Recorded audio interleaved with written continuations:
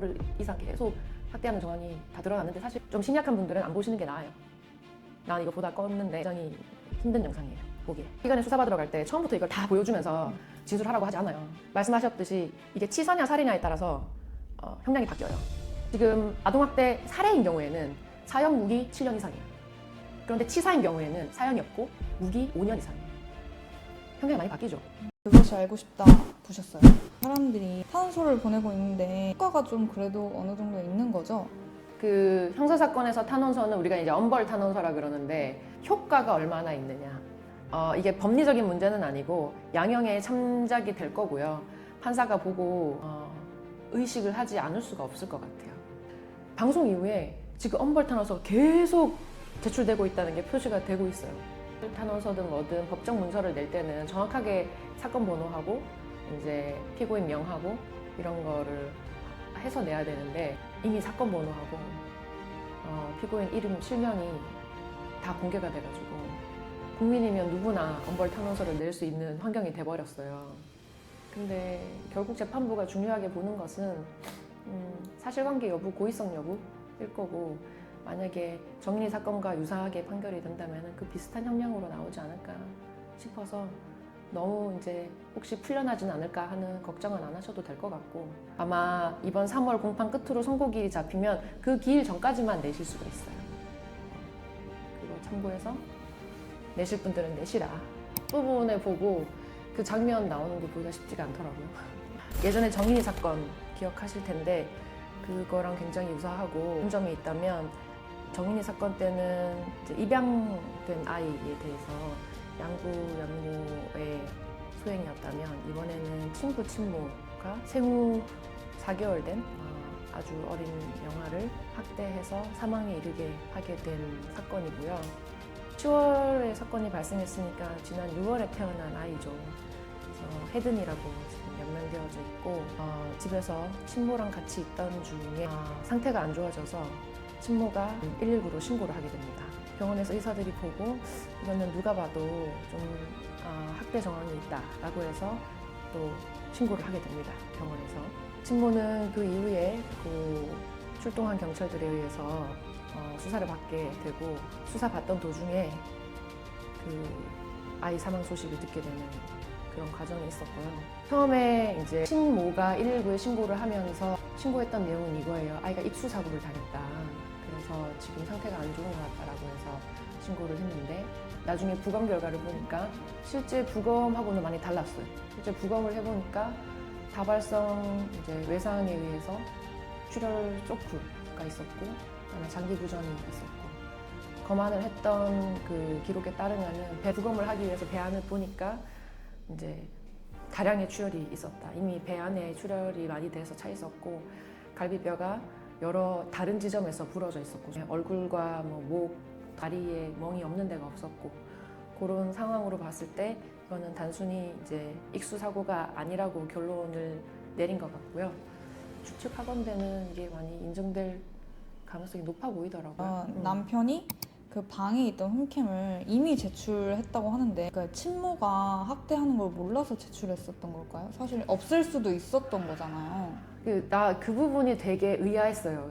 사실관계를 접하고 처음엔 이렇게 생각했어. 처음에 친모가 아이를 죽게 만들었으니까 친부가 교묘하게 어떻게 보면 핵심 증거를 낸 게 아닐까라는 생각을 했는데 아니더라고. 그 이후에 친부의 행각을 보니까 그 참고인 조사를 받는 사람들한테 직접 전화해가지고 협박도 하고 보복성 전화도 하고 그렇게 하는 걸로 봤을 때는 본인한테 유리하다고 생각해서 낸 게 맞는 것 같아요.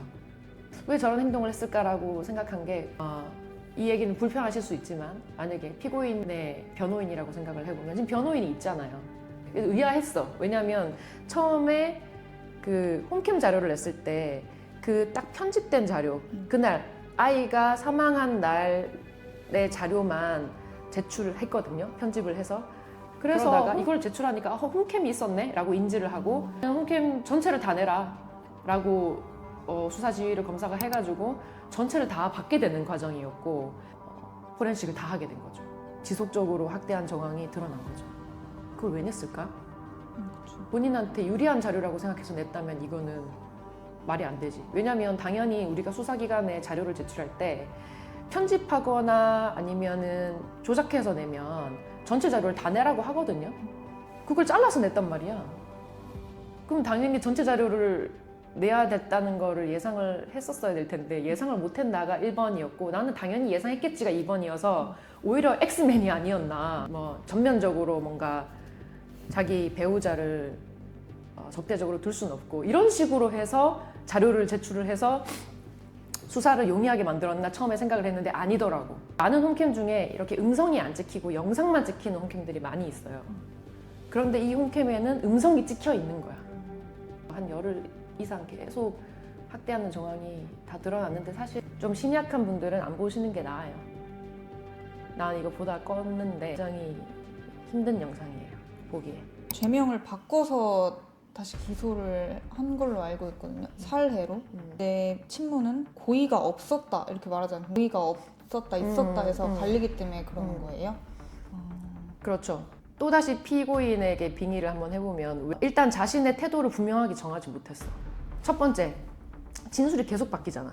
신고할 때는 익수사고로 아이가 이렇게 됐다라고 했고, 두 번째, 홈캠을 보여주니까 잘 기억이 안 난다 이런 식으로 얘기하다가도 또 이게 쾅쾅 소리가 나면서 아이가 심하게 우는 게 있는데 이거는 무슨 쾅쾅 소리냐 했더니 욕조가 두 개가 겹쳐져 있었는데 그게 안 빠지니까 화가 나서 쾅쾅 쳤다.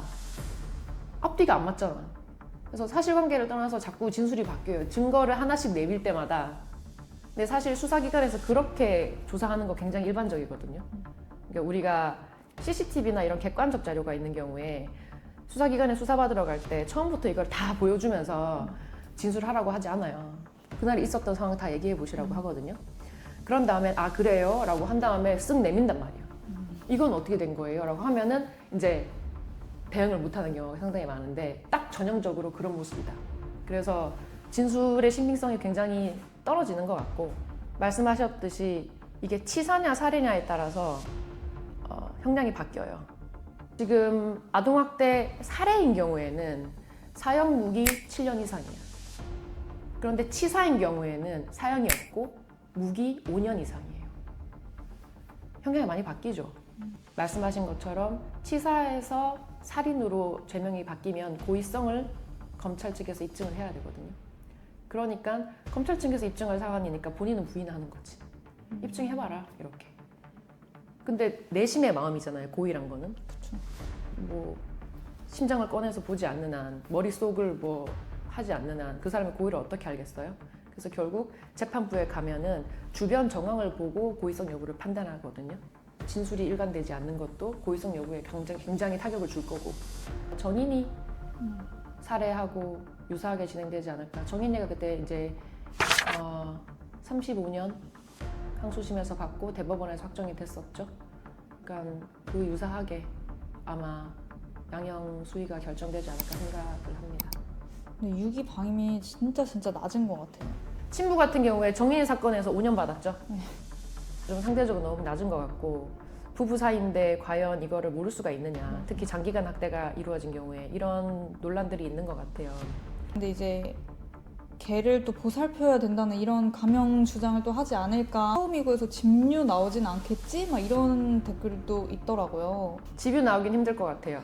지금 이미 지금 구속된 상태죠. 네. 그 친부의 행동이 좀 좋지 않았는데 이 사건 방송 금지 가처분 신청을 했다고 하더라고요.